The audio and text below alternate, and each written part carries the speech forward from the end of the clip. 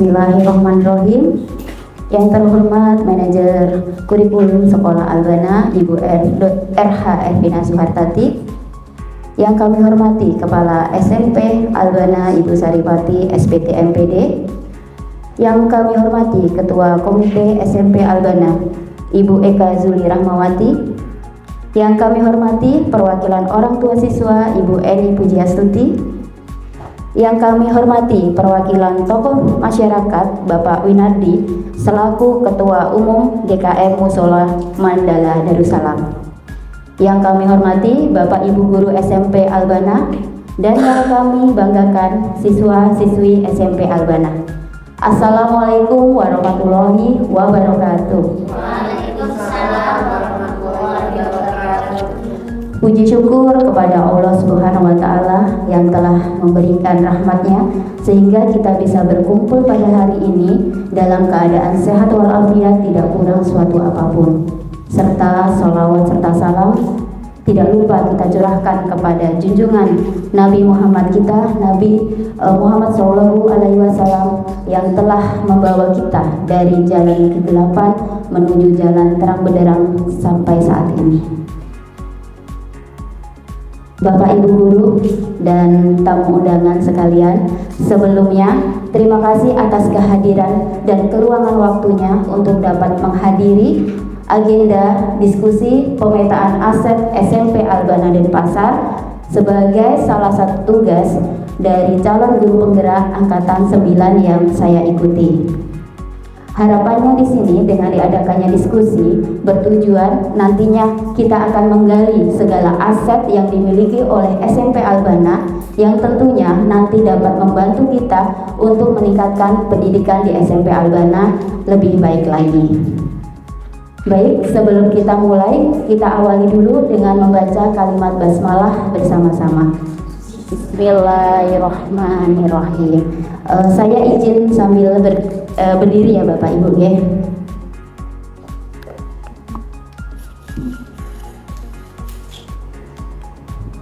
Oke. Di slide kedua ada ice breaking ya. Ini menjadi identik sebelum kita pertemuan, kita ice breaking dulu ya. Ice breaking kita kali ini apa Rel? Biasa nanya ke anak-anak ya, kita tanya dulu ke anak-anak. Oke, ice breakingnya ini berhubungan dengan bahasa Indonesia nih. Kebetulan ada guru bahasa Indonesia sekarang. Siap-siap ya ibu-ibu untuk mengikuti ice breakingnya. Baik, ice breakingnya adalah sambung kata. Sambung kata, nanti saya akan mengatakan 3 kalimat ya. Kemudian nanti setelah itu bergiliran dari Bapak Ibu menyambung kata dan membuat kalimat dengan 3 kata yang terakhir. Ya. Jadi misalkan saya pergi ke pasar, berarti kata terakhirnya pasar. Ya, berarti orang kedua mencari menyambung kalimat dengan 3 kata. Pasar apa nih ya? Nah, pasar Malang ramai sekali, tapi hanya 3 Bu. Ketentuannya hanya 3 kata, ya hanya 3 kata. Baik, bisa siap-siap ya. Bapak Winardi siap ya? Nggak usah deg-degan Pak ya, pasti bisa kok. Baik, katanya yang pertama kalimatnya dari saya dulu ya. Saya makan apel, Bu Sari. Apelnya merek Fuji. Apel merek Fuji. Oke, Bunda ini? Fuji nama belakang saya. Fuji nama belakang. 3 kata. Fuji Nama belakang. Fuji nama belakang. Oke, belakang? Belakang saya Bu Tisa. Oke. Tisa guru bahasa. Oke. Bahasa Pak Win. Bahasa Indonesia bagus. Oke, luar biasa. Bagus Pak Kolis? Bagus sekali rasanya. Oke. Kak Niki, rasanya? Rasanya enak sekali. Oke. Rasanya enak sekali. Lanjut? Sekali seumur hidup. Sekali seumur hidup. Mantap ya. Bu Mani? Hidup semangat terus. Bu Mega? Maaf. Terus, kan? Iya, kalau nggak fokus berarti puasa. Bener. Puasa ya. Kalau nggak fokus puasa bener. Iya, karena bisa jawab langsung ya Bu Sari ya. Oke, terus berkembang. 3 kata. Oh iya, terus berkembang maju. Terus berkembang maju, Bu Ari. Maju terus bergerak. Maju terus bergerak. Bergerak. Bergerak SMP Albana. Yeay, bergerak SMP Albana. Terakhir Cindy, Albana. Oke, luar biasa, Albana sekolah tercinta. Ini gak ada settingan ya, ternyata dari makan apel sampai ujungnya ke Albana tercinta. Luar biasa, berarti anak-anak ya sangat mencintai sekolah kita ya, bunda-bunda. Jadi tertanam di mindset mereka kalau sudah ada kata Albana sekolah tercinta pastinya. Beri tepuk tangan dulu dong.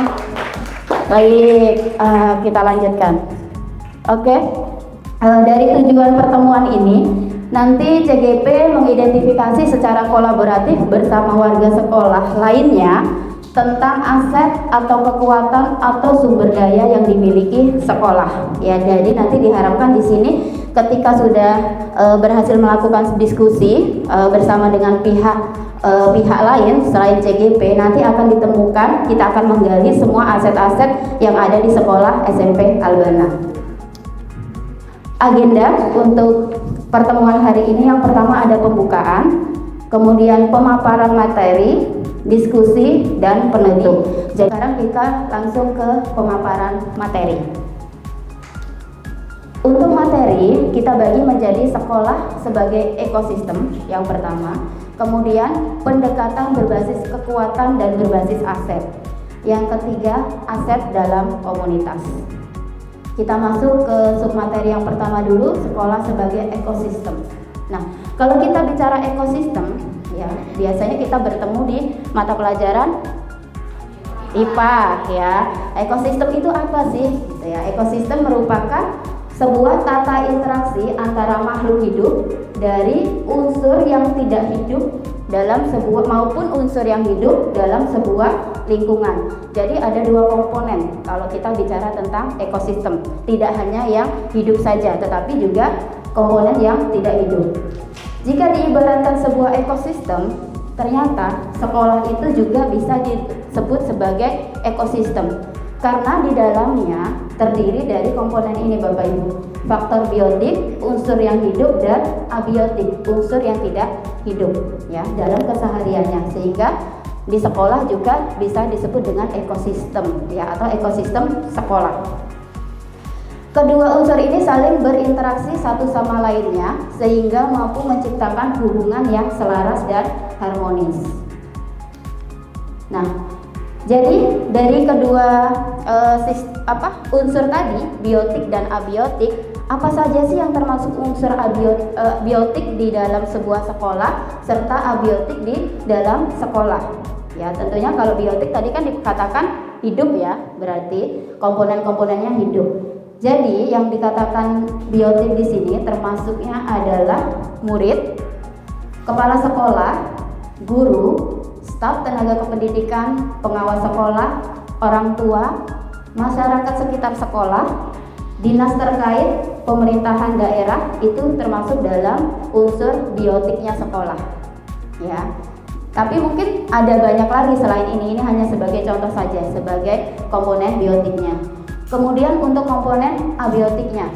Abiotiknya berarti yang tidak hidup ya, faktor unsur yang tidak hidup. Antara lain bisa dari keuangan, sarana dan prasarana, serta lingkungan alamnya.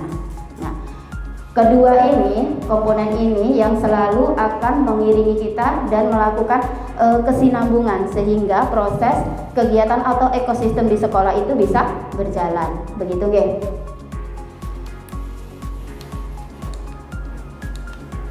Oke. Nah, ini pengenalan tentang sekolah sebagai ekosistem. Dari sini nanti Bapak Ibu, komponen biotik dan abiotik ini akan menjadi aset sekolah kita atau modal sekolah kita untuk meningkatkan pembelajaran atau pendidikan di SMP Albana. Ya, jadi nanti komponen-komponen ini akan masuk ke dalam aset namanya, ya. Tapi nanti pembahasannya masih di submateri yang ketiga, ya. Sekarang yang submateri yang kedua berkaitan dengan tadi komponen biotik dan abiotik yang menjadi aset. Pernah tidak kadang kita mendengar pendekatan berbasis kekurangan dan berbasis aset?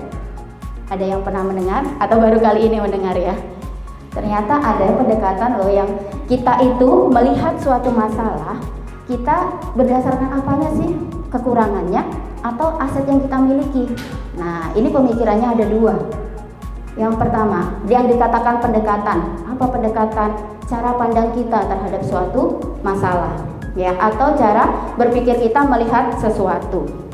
Ya, selama ini kita mungkin bisa merefleksikan ke diri kita kadang melihat sesuatu itu berdasarkan negatifnya atau positifnya, gitu kan. Kadang kita, karena kita manusia juga ya, biasanya kita negatif gitu berpikirnya. Padahal di dalam itu ada hal positif yang tidak terlihat dan itu bisa dimunculkan untuk menjadi lebih baik lagi. Pendekatan berbasis kekurangan atau yang berdasarkan dengan masalah, deficit based approach, akan memusatkan perhatian kita pada apa yang mengganggu kita, apa yang kurang, dan apa yang tidak berfungsi dengan baik. Ya, nanti kita memikirnya kalau kita berpikirnya pendekatan berbasis kekurangan, kita akan memusatkan itu saja. Kita ternyata nggak punya ini loh, kita kurang ini loh, begitu.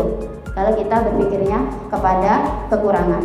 Sedangkan kebalikan dari pendekatan berbasis aset itu merupakan cara praktis menemukanali, berarti menemukan dan mengenali hal-hal positif dalam kehidupan dengan menggunakan kekuatan sebagai tumpuan berpikir. Jadi kita memusatkan pada apa yang berjalan dengan baik, ya, apa yang menjadi inspirasi, apa yang menjadi kekuatan dan potensi yang positif, serta apa yang sebenarnya sudah kita miliki. Itu kalau kita berbicara dengan pendekatan berbasis aset. Nah, dari sini kita mungkin sudah mulai mulai berpikir ya. Oh iya, selama ini saya ketika melihat di sekolah gitu, kita apa yang kita pikirkan untuk sebuah program? Apa kita selalu berbasis masalah atau berbasis kepada aset yang sebenarnya kita miliki? Gitu. Ini dua pendekatan yang biasa terjadi di lingkungan sekolah. Nah, ini perbedaannya Bapak Ibu mungkin bisa dibaca sekilas dulu. Bagaimana ketika melihat sesuatu berdasarkan kekurangan, serta bagaimana melihat sesuatu pada kekuatan atau aset yang kita miliki. Kalau berbasis kekurangan, fokusnya pada masalah atau isu, sedangkan fokus yang pada aset, fokusnya pada aset atau kekuatannya, ya. Pada kekuatannya. Kemudian kalau kita melihat berbasis masalah, selalu berkutat pada masalah utamanya, tetapi tidak membayangkan masa depannya. Nah, kemudian mengidentifikasi kebutuhan dan kekurangan dan selalu bertanya apa yang kurang. Kita nggak punya apa sih? Kita kurang apa sih kalau untuk mau menjalankan program ini, gitu, ya. Tetapi ketika kita berpikir pada aset, kita berpikir tentang kesuksesan yang telah diraih dan kekuatan untuk mencapai kesuksesan tersebut. Kemudian fokus mencari bantuan dari sponsor atau institusi lain ketika berbasis pada kekurangan. Tetapi ketika aset, kita bisa mengorganisasikan kompetensi dan sumber daya yang kita miliki. Begitu. Kemudian merancang program atau proyek untuk menyelesaikan masalah. Sedangkan berbasis aset merancang sebuah rencana berdasarkan visi dan kekuatan. Nah, jadi ini perbedaan secara garis besar antara kita berpikir berdasarkan pendekatan berdasarkan masalah atau berdasarkan aset yang kita miliki. Begitu ya Bapak Ibu. Saya lanjutkan. Ini ada video, ya, kita cermati dulu video. Nah, ini video ini akan bisa membuat kita membedakan, ini berarti selama ini saya berpikir pada kekurangan, ini saya berpikir pada aset yang kita miliki, begitu ya. Kita simak dulu videonya.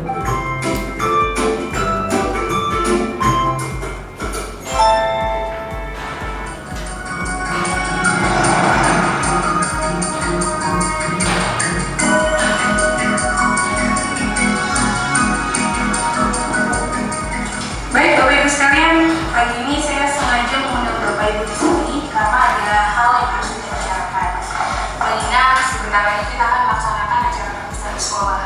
Tapi saya merasa pesimis kalau kita bisa melaksanakan acara tersebut. Bagaimana menurut Bapak dan Ibu sekalian? Kalau kita meminta bantuan dari wali murid, kayaknya agak susah Bu. Tahun kemarin mereka tidak mau untuk menyumbang uang. Iya sih. Tapi kalau acara perpisahan tidak dilaksanakan, orang tua murid akan menanyakan kepada saya.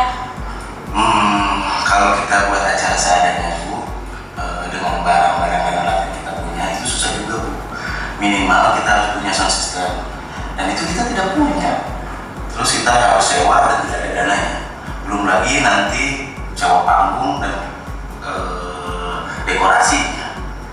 Ya, jadi itu tadi Bapak Ibu bisa membayangkan mungkin oh begini, ternyata di video 1 akhirnya acara perpisahan itu tidak dapat terlaksanakan karena memang sudah pesimis duluan begitu ya, kepala sekolahnya sudah pesimis, kayaknya nggak bisa nih, dananya nggak cukup begitu. Ternyata yang kedua ternyata masih banyak cara sebenarnya untuk menggali atau melibatkan seluruh warga sekolah supaya acara perpisahan itu terlaksana begitu ya Bapak Ibu.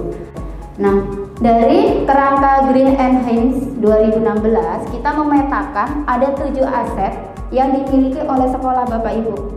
Jadi ada 7, yang pertama modal manusia, yang kedua modal sosial, yang ketiga modal politik, yang keempat modal agama dan budaya, yang kelima modal fisik, yang keenam modal lingkungan atau alam, yang ketujuh modal finansial.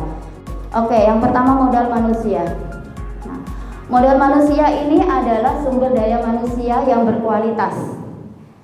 Investasi pada sumber daya manusia menjadi sangat penting karena berhubungan dengan kesehatan, pendidikan, kesejahteraan, dan harga diri seseorang.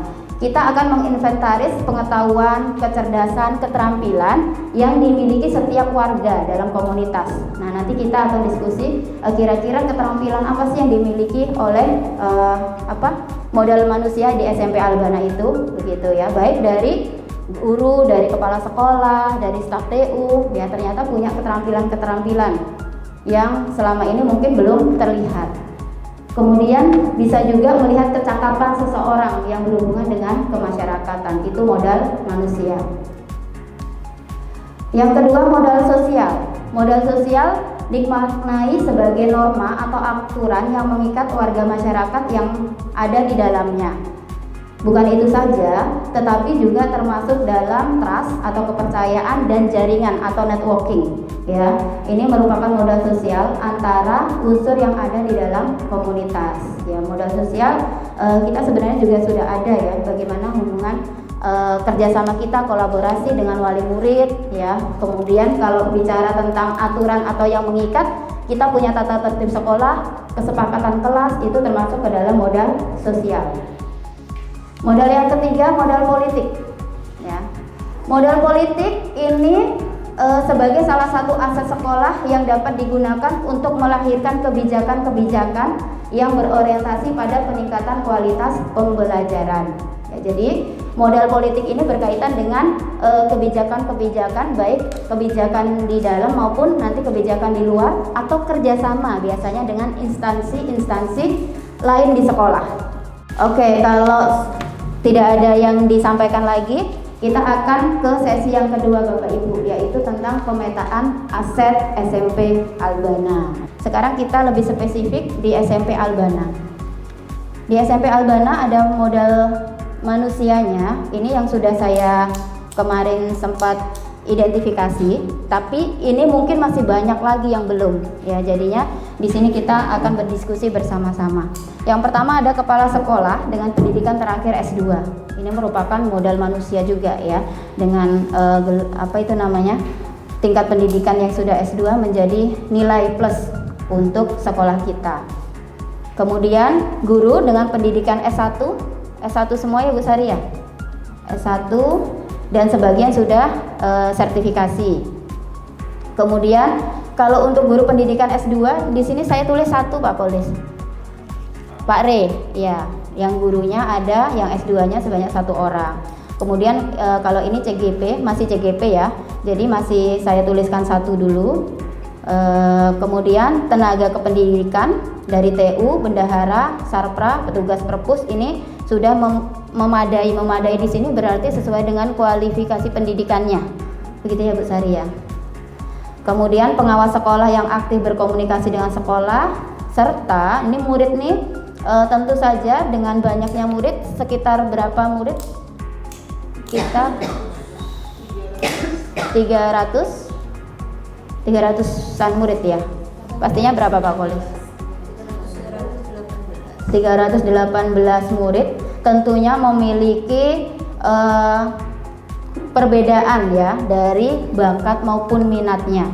Jadi heterogen sifatnya dari dari murid ini. Nah, dari situ baru 1, 2, 3, 4, 5, 6, 7 saja yang masih saya identifikasi. Ada masukan mungkin dari Bapak Ibu? Nggih? Komite, ya.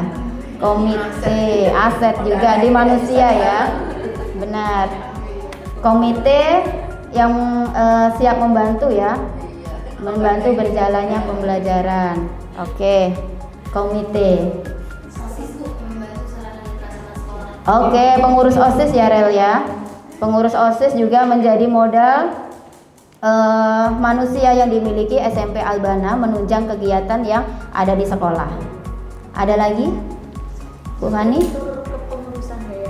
Oke, ya yayasan ya Bu ya. Sini belum dimasukkan, benar.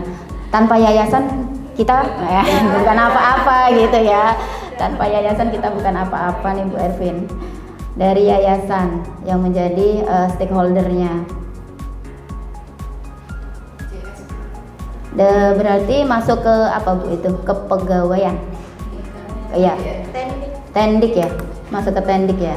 Tenaga pendidikan. Security, CS. Itu berarti kebersihan. Iya, CS-nya yang kebersihan ya. Bagian rumah tanggaan. Oke.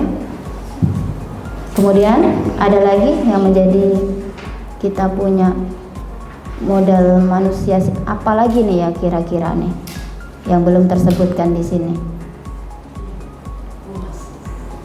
Humas masuk ke tenaga ini kepegawaian ya Bu ya. Humas. Baik. Ada lagi? Kira-kira apa nih yang belum teridentifikasi? Psikolog ya Bu. Nanti kalau psikolog itu kerjasama atau masuknya nanti? Oh BP. Berarti guru BK ya khusus. Masuk ke guru. Masuk ke situ Bu Ervin. Iya sih, guru BK masuk ke guru ya. Ada lagi? Koperasi enggak ya? Enggak, masuk pegawai Bu ya, koperasi. Sudah ya? Alumni mungkin ya? Oh.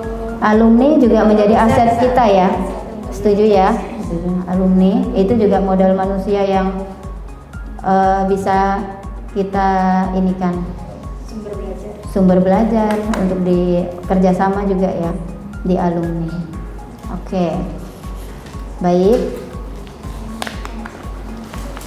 Sudah tidak ada tambahan lagi di modal manusia? Kalau tidak ada, kita akan lanjut ke modal sosial. Modal sosial di sini saya sudah temukan di tata tertib sekolah, keyakinan kelas, komunitas belajar. Ada apa lagi kira-kira yang belum teridentifikasi di modal sosialnya? Media sosial itu Oh iya, media sosial ya Ibu ya, benar. Iya, media sosial kita kan ada IG ya, ada Facebook. Wali murid manusia ya, modal manusia. Oh iya, modal manusia berarti di sini ya. Tadi kan komite. Berarti wali murid belum ditulis di sini. Wali murid juga sebagai sumber belajar juga bisa. Media sosial, oh ya sudah. Modal sosial lagi berarti budaya sekolah masuk ke modal itu nanti Bu. Agama dan budaya nanti kalau budaya sekolah. Kerjasama kali ya, kerjasama dengan selain aturan yang mengikat atau norma, bisa juga dengan networking. iya. Dinas terkait, Dinas. puskesmas, trainer, ya apa namanya? Kalau Lembaga pelatihan. Oke. Networking, jaringan networking. networkingnya nanti dia masuk ke modal politik bukan Bu? Lebih ke modal politik. Ini kerjasama yang apa ya istilahnya? Kayak DSM itu ya apa? Masuk Yayasan sosial. yayasan sosial itu kan Bu ya? Masuk nggak kira-kira? Masuk ya Bu ya? Sama yang tokoh masyarakat juga ya? Yayasan sosial. Tokoh masyarakat bisa. Tokoh masyarakat di modal politik nanti.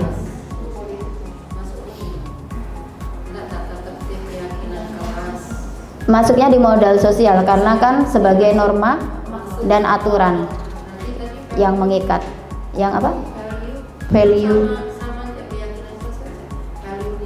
nilai budaya. Misalkan kalau di Albana kan modal spirit itu Masuk. Seven spirit masuk. Iya. Oh ya, seven spirit itu ya. Berarti value sekolah. Oh iya, yang 7 spirit tuh ya, bisa sih Bu masuk ke modal sosial kita. Kemudian ada lagi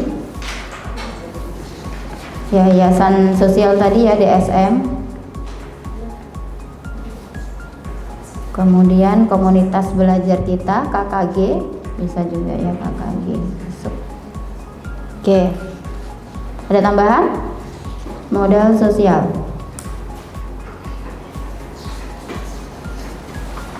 Oke, kalau sudah kita lanjut ke modal yang ketiga, modal politik. Modal politik tadi adalah berkaitan dengan kebijakan-kebijakan atau membangun relasi dengan pemangku kepentingan. Ya, ya tokoh masyarakat. Tokoh masyarakat di sini kita biasanya bekerja sama dengan Banjar, kemudian kelurahan, iya puskesmas masuk Bu, puskesmas, apalagi kita yang mengenal, gimana Pak? Oh iya tempat ibadah, ya tempat ibadah, ini juga masuk ke modal politik, relasi, kan masih relasi, Bun. Iya, penggunaan tempat kan kita biasa. Iya.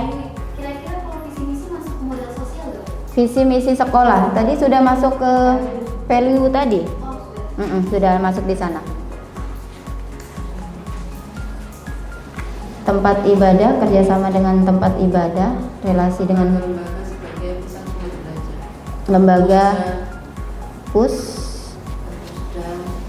apa Bu? Oh, perpusda. Oke. Lembaga trainer tadi di modal sosial apa modal politik? Lembaga trainer ya Bu ya. Berarti meningkatkan kualitas pendidikan ya. Di politik mungkin ya Bu ya. Lembaga-lembaga trainer. Di sosial itu kerjasama dengan pihak eksternal. Bagian kualitas pendidikan agak ini ya. Agak lebih dia ke politik ini bukan lebih ke kebijakan regulasi. Oke. Kalau puskesmas, kemudian lembaga-lembaga pelatihan, berarti modal sosial. Modal sosial masuk ke sini. Kalau puskesmas nggak masukin kayak kita waktu itu kan ikut. Iya ikut. Iya, itu kebijakan Bu masuknya. Yang lembaga trainer kali ya, yang berarti kerjasama dengan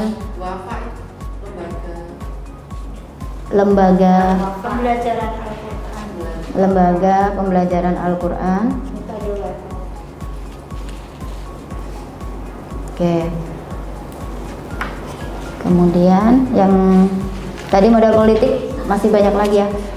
Itu kalau MPLS tuh Bu Fani, kita apa ya BNN.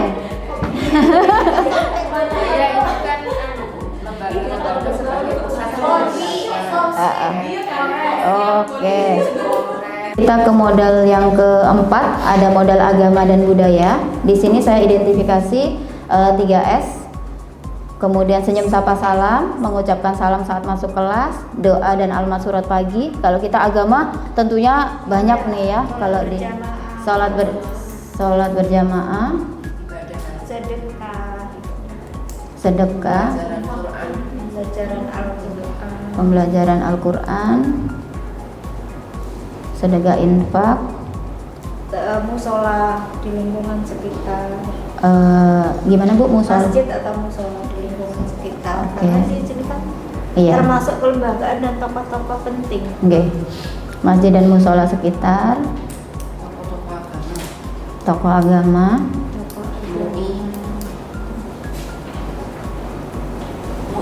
MUI masuk modal politik nggak ya? iya, masuk ke ini kegiatan-kegiatan ibadah kita sih. Budaya Bu, lembaga MUI lembaga. Saya tambahkan di sini ya, masuk politik ya.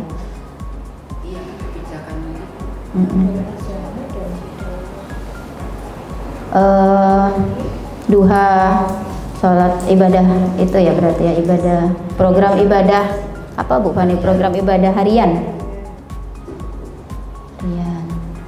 Kemudian oh ya, weekly.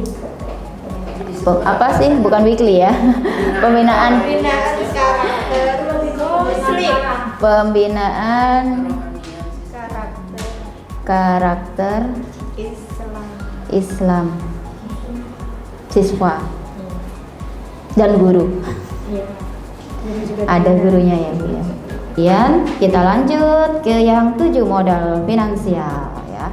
Di sini hanya saya tuliskan dana bos dan dana komite. Kalau finansial kita dapatkan dari mana lagi kira-kira menurut? Infak. Infak kelas ya. Infak kelas. Sama dana OSIS masih ada dana OSIS. Iya, dana OSIS nih ya. Dana OSIS itu yang berarti dana OSIS yang dari Kauling. Iya. Dana Kauling, dana kantin. Dipakai ini apa namanya? Yang kemarin ke itu tuh apa sih? Kebakaran itu kan ya? Oh, untuk santun. Itu infak. Kalau Kauling untuk kas OSIS. Belum pernah digunakan belum sekolah. Tapi termasuk aset juga ya Bu ya? Tapi Masuk. itu digunakan untuk apa kegiatan OSIS saja sih. Iya. Iya, kegiatan sekolah. Kalau ada kegiatan Ke apa kayak ke pihak-pihak tertentu gitu. Kita nggak pernah gitu ya. Nggak pernah kan kita sponsor? Nggak ada kan? Nggak ada Bun. Nanti kalau kita masukin ke itu misal sama kayak domainnya itu yang harus saya si kegiatan proposal kerjasama ke mereka itu nggak masuk ke Ini kan Sumber keuangan. itu kan kita bayar diskon.